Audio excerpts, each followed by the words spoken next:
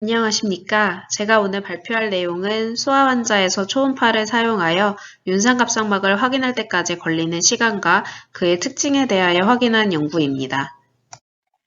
소아의 CICU 상황은 저산소증에 취약하고 프론트 오브 넥 어세스가 어렵다는 점에서 마취과 의사가 대처하기 어려운 상황 중의 하나입니다.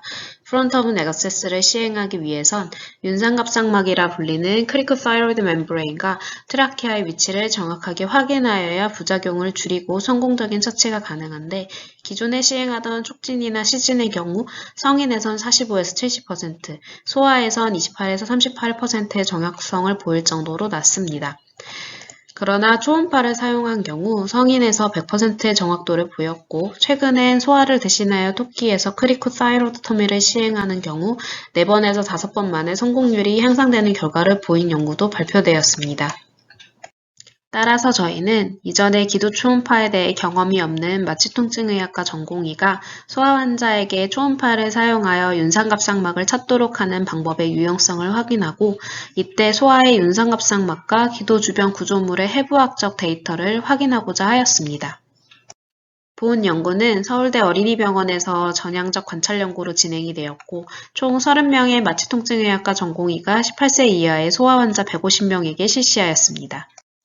방법은 먼저 비디오 학습 자료로 기도 초음파 및 윤상갑상막과 주변 구조물을 찾는 방법에 대해 학습하도록 합니다. 그 뒤에 직접 보여주면서 기도 초음파를 시행하고 윤상갑상막을 찾는 방법에 대해 1:1 트레이닝을 시행합니다. 이 과정이 모두 끝난 전공의의 경우 5명의 환자에게 연속적으로 기도 초음파를 시행하며 마취과 전문의는 전공의가 윤상갑상막을 찾기까지의 시간을 측정하게 되고 성공을 확인해준 마취과 전문의가 시간 측정이 끝난 후 그 환자에서의 기도 구조물에 대한 정보를 습득합니다. 5번을 시행한 전공의의 경우 주관적인 평가가 담긴 설문지를 작성하게 됩니다. 초음파를 시행하는 방법은 롱지튜디널 어프로치의 경우 트라케아의 미드라인을 확인한 뒤 화면을 프리지시켜 첫 번째 사진과 같은 뷰를 잡은 화면에서 윤상갑상막을 구분할 수 있는지 보았습니다. 트랜스버스 어프로치의 경우 타카 테크닉을 사용하여 윤상갑상막을 찾을 때까지의 시간을 측정하게 됩니다.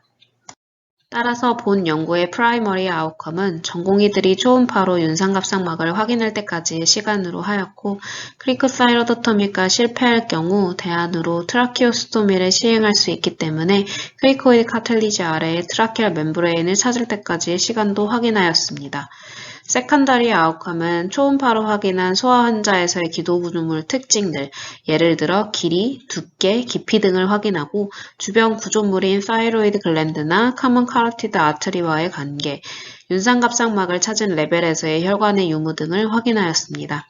그리고 모든 초음파 검사가 끝난 뒤 전공의에게 주었던 설문지 내용인 만족도, 자신감, 초음파 테크닉의 선호도 등도 확인하였습니다. 결과입니다. 전체 평균 시행 시간은 트랜스버스 어프로치에선 27.2초, 롱지튜디널 어프로치에선 31초로 확인되었습니다.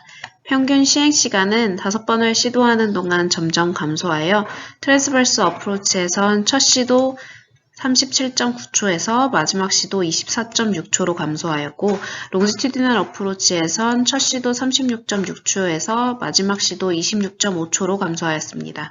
성공률은 전체 97% 이상 트랜스버스 어프로치로 윤상갑상막을 확인한 방법에서 모든 시도 시 100%의 성공률을 보였습니다.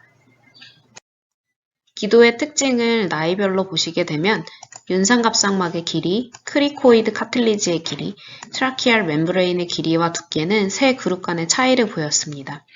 윤상갑상막까지의 깊이는 사진에서 보시는 것처럼 2에서 6세의 어린이보다 2세 이하와 6세 이후의 어린이에서 더 깊게 위치하였고 트라키알 멤브레인은 6세 이후의 어린이에서 더 어린 아이들보다 더 깊게 위치함을 확인할 수 있었습니다.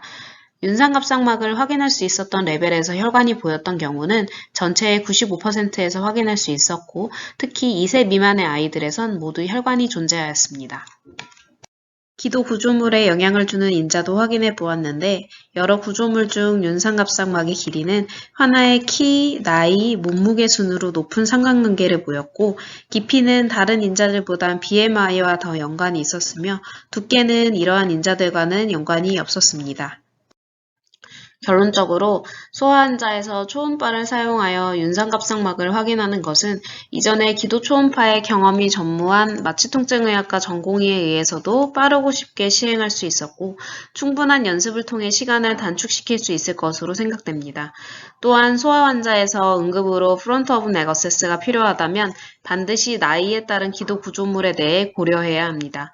따라서 초음파를 사용하여 확인하는 것은 안전하게 시술을 시행할 수 있도록 하는 좋은 방법이 될 수 있을 것입니다. 경청해 주셔서 감사합니다.